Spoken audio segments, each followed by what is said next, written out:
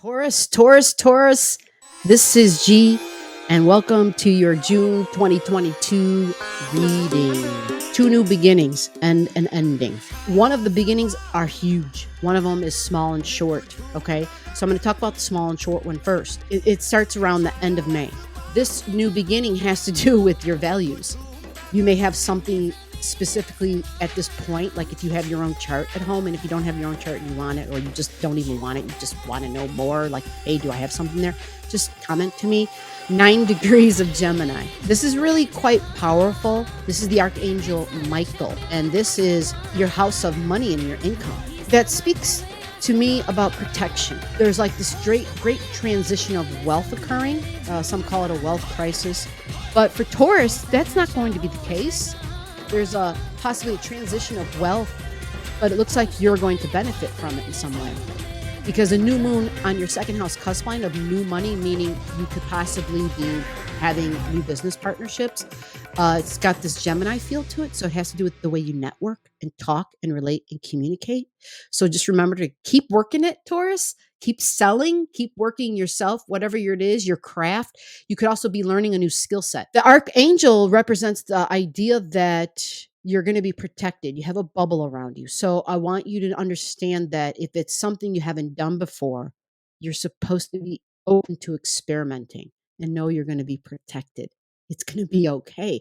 This is what you've been waiting for. It's kind of like, the movie, the Count of Monte Cristo. It's not exactly like that, of course, but there's something about that waiting and feeling like, oh my God, when is shit going to get better, right? There's something like that energy. And then all of a sudden, there was just this extreme reversal.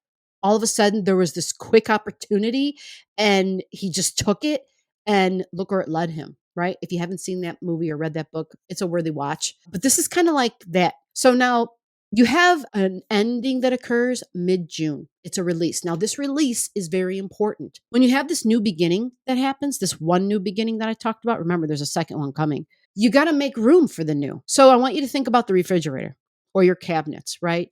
But more specifically, the refrigerator, because that's where our perishable goods are. And so when we have items there, there's only so many times you can go to the store and buy shit and come home and go to put it in the refrigerator before you realize you're putting the new stuff on top of old stuff, and you got stuff in there that's rotten, that's old. And so you have to take stuff out and get rid of it, or you have to use it, make something with it. You got to let go, you got to release, you got to rotate things, right? This release is your emotions. It's deep wounds. All right? This is kind of like that Phoenix rising Scorpio energy, a release and a belief about deeply bonded energy, people that you've been deeply bonded to, but this is all about the past. So those that you have history with, these can be people, individuals who have already passed on. They're telling me it's more than that. It's more than that. It's about souls. You're connected to souls. You have soul wisdom. There's soul experiences that you're connected about, that you're bounded by. They're saying that you're releasing, you finished cellular contracts. You're completing, and this is going to make room for the new. And you feel the completion, they're telling me. They're telling me you're already feeling it. Even before mid-June comes, they're telling me that you are already feeling this. You've been feeling it. You've been talking about it even, not recognizing it was this, but this is it. They're saying you have expansive energy about deep emotions, but souls, people you have history with and experiences with, so that when you get hurt or when you experience something, it's deep, but at the same time, it's also connected to all those individuals you've had those experiences with, past hurts. There's a transformation, there's a transfiguration that's going to occur because of that release and that letting go. And they're saying this could include the appearance as well. They're saying that you letting go of those chains, soul bonds, soul contracts. You've completed a major completion, a major cycle change. And if you want to know the degrees, this is 23 degrees, 23 degrees in Sagittarius. Okay. The new beginning, let's talk about the grand new beginning, is fiery. It has to do with your appearance. It has to do with your body. It has to do, okay, so it's subconscious thoughts, subconscious information coming through. This is It's ancestral wounds about the body, ancestral wounds over appearances. So family history, soul history, this is whether they're people who are like different colored skin, people who look differently, whether it's because they're handicapped, people who get treated differently based on their looks. And this grand new beginning, like there's wisdom coming in about your appearance. But because it's Aries, it's real fiery, it's optimistic, it gives hope, right? It's a starter, it's a leader. It's a leader. It's being able to take charge and to lead like others will follow, recognizing that there's these wounds and a fresh start for those who've had and carried these wounds. And they're telling me to recognize the connection between that eighth house stuff and that release that I already talked about. It's that big release that makes room for this new beginning. And this new beginning I'm referring to about the body and the appearance, they're saying this new beginning, you have strong support for the next 12 to 16 months. It is the me show. It is all about my time. Look out for me, take care of me, do what I know works for me, and honor the body. It's about the daily routines. There might be daily routines you used to do. Maybe things have changed. You can't do all the stuff you used to do, but there are ways to do a percentage, to start incorporating some of those things back in. And more than likely, new things that you've never done, right? You might be considering some new things that you didn't think too much of before. Now, they want me to point out that there's a hiddenness to this, right? Getting downloads when you're sleeping, getting information when you're sleeping, so that when you wake up, you don't even really think about what you're going to do that day. You kind of like, you just start doing it.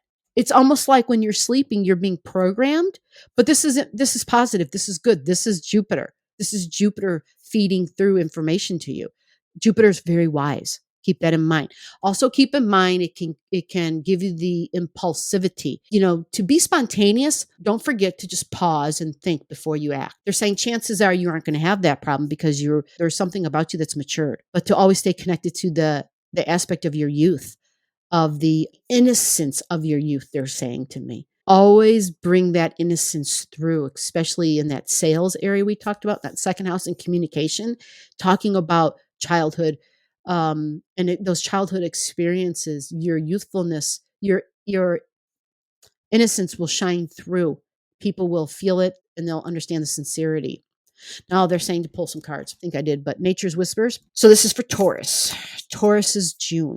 This is the Power Thought cards. We'll read that to you last. Here we go. Nature's Whisper. Alrighty, can you see this? Ooh, I am loving this. Look what we got. Infinite blessings. Look at the snow. Fairy is the one sprinkling the snowflakes out. Damn. There's something about snow and the color white that is divine, right? That is just so beautiful and pure. And that innocence I spoke about earlier. So information coming through. Fairies are blessing you. Look at the top of the head. Look at the color popping off of the head there. There's a village. There is like a Gothic church. So there's this Christianity type of stuff vibe that's coming through, possibly from childhood, possibly from another lifetime, whether it's a past life or however, whatever you believe in. Okay. It could even just be ancestral. There's a village even with this white covered rooftops, snow covered rooftops. It's really beautiful. The lights are on in the church. It's warm. The doors are always open. There's safety there. Partnerships, spirituality, could be religion, but not narrowed down to religion. This screams infinite blessings. It's a 17 on the number. This is a metaphysician's number. You have the power. You may not fully understand the power that you have, but you have it within you. The number 8 means as above, so below. You can walk between the material and the non-material realm. It's not about being like a shapeshifter, but if you understand this and the fairies are there with you, the winged beings, they are sprinkling blessings down upon you. And there's something with the water, of course, but even in frozen water, you have the blessings. And there's also this cooling off thing that's happening. See all the heat over here, the red? It's like it's establishing balance and temperature, but it can also be, you could take this physical about your body. For you, this is about emotions and the past and those deep wounds and hurts. and letting that go. We talked about that. Having the connectivity to other souls, experiences that may have been painful, but the bonds that tied you and you completing and finishing those, that was in your 8th house, number 8. Then the number 8 is being able to be, you know how to work it on the spiritual plane and you know how to work it on the material plane. It's the ability to put the spiritual in the material and how to put the material into the spiritual. And then your other one, get out of here. Look at this intuition. If you thought you knew shit before, off the chain. Look at the head elements, the fairy, the nature elementals coming through. Look at this. There's water, there's earth, there's the vibrancy and the light of the sun, all the animals, even water. We've got penguins here, beautiful geese, big deer, big animal. And there's no people in this card. There's no people at all, no faces, nothing from the history. It's like this new beginning. It's like you're hitting a peak because this is the number 9. Nine represents a closure and an ending. This peak, this closure, it's like the grand finale. Doesn't mean like someone's dying when I say that, by the way. It means you're elevating and graduating. Big land animals, tigers, lions, zebras. I said Libras. Panda bears, eagles, hawks, blue jays, warthogs, bunny rabbits. Of course, there's 2 bears, a white Arctic fox, a whole family of them, actually. Interesting. Walruses. Intuitions. Dr. Doolittle time. What does this mean to you? Let me know. Okay, this is what I'm hearing. After the animal realm level, then you're truly bringing in, even though the animal realm level is deity, don't be confused. Animals don't lie.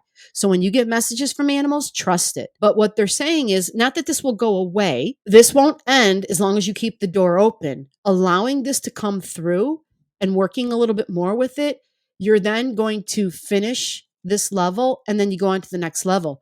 You know what the next level is? The next level is you bring in there's telling me ascended masters. You'll be getting downloads from ascended masters after this series. Holy crap. This is blowing my mind out. I'm blown away. Holy shit. All right. They said to put this one last, so let's come back down to earth now. G, take a breath. I am at peace with my age. Each age has its own special joys and experiences. I am always the perfect age for where I am at in life. So there's for you, Taurus, your beautiful June 2022.